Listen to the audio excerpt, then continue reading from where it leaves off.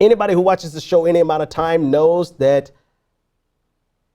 I rightfully so have a problem with Bill Maher. Bill Maher is the quintessential liberal who thinks he gets a pass on race because he votes Democrat, supports Democrats, opposes Donald Trump, and because he likes to date black women.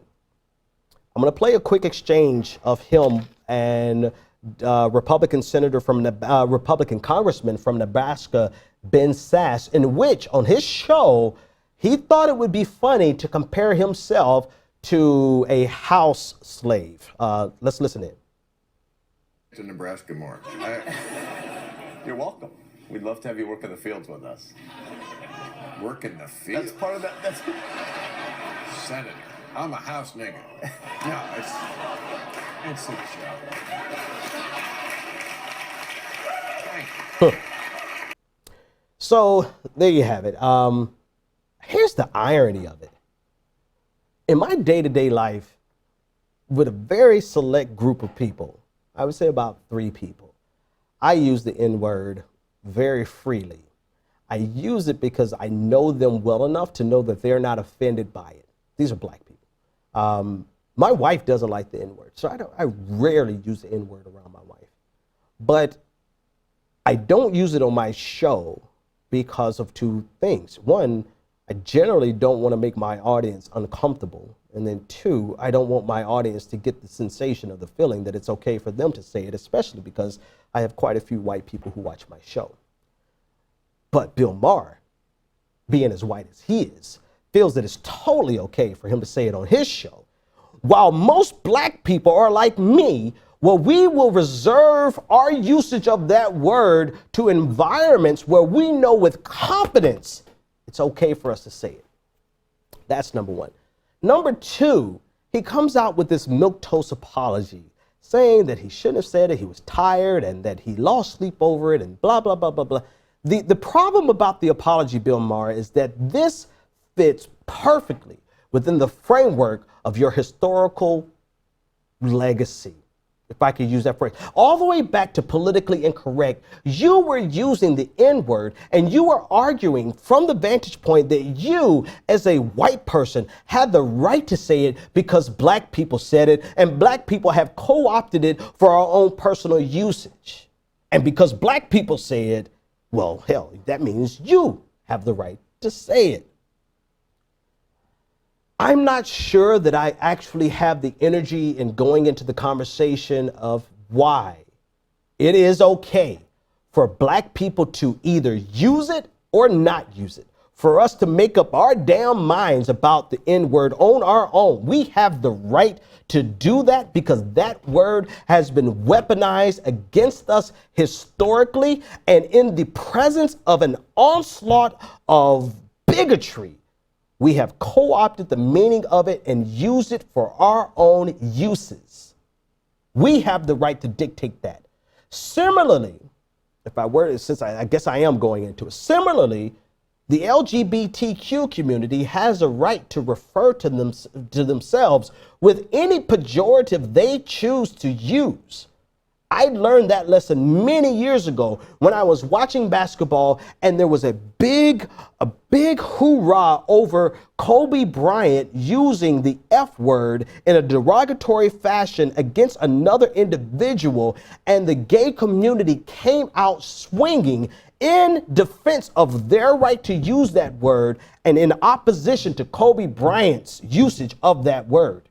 At that point, I took a step back and realized that, yes, the LGBTQ community has the right to use derogatory words to address each other. And I, as a straight man, do not have the right to use that word. And you know what? It does not matter if it feels on some level, whether or not that it feels as though it's some type of hypocrisy. It doesn't matter whether I feel like that's hypocritical or not. What matters is that there is a community that has been hurt by this word historically throughout the history of the United States, and they now get the right to choose how they will use that word. Similarly, women have the right to use whatever word they want to describe themselves as, and I bet not use two in particular, not because it's logic. I don't care if it's logically sound, logically incoherent, but because they have had words used against them to hurt them in a very visceral way. And if they so choose to co-opt the power out of those words and use them however the hell they want to use them, they have the right to, and I as a man better not refer to them in that manner. It's a matter of courtesy. It's a matter of awareness. It's a matter of situational awareness. It's a matter of understanding the context of how words have been used historically to hurt people. But in spite of that, I have spent the entire weekend with people lecturing me about the usage of nigger and whether or not black people should use it. Somehow, magically, Bill Maher, as white and pasty as this man is, using the N-word has become a referendum on whether or not black people could use the word. Like, how the hell do we go from Bill Maher being the one who's wrong to being a question of whether or not black people should use this word? But I digress. The point is, over the weekend, I have been inundated with people lecturing me why black people should not use this word if no one else can use the word. And I'll simply answer like this. There is not a day that goes by in my profession doing what I do right here, right now, that I do not get a comment on YouTube, Twitter, or Facebook referring to me as a nigger. And if you have never spent a day in your motherfucking life being referred to as a nigger, then you do not have a right to tell me how I use that word. You can kiss my black ass, and I will refer to my boys the way I want to refer to them. And if you think you're froggy enough to use that word, then you can suffer the ramifications of your First Amendment right to do so. Have a good night. The Benjamin Dixon Show is only possible with listener support. Go to www.thebenjamindixonshow.com to register for our blog, join the Progressive Army, and support The Benjamin Dixon Show. It's Ben Dixon. If you like this episode, be sure to share, like, and subscribe.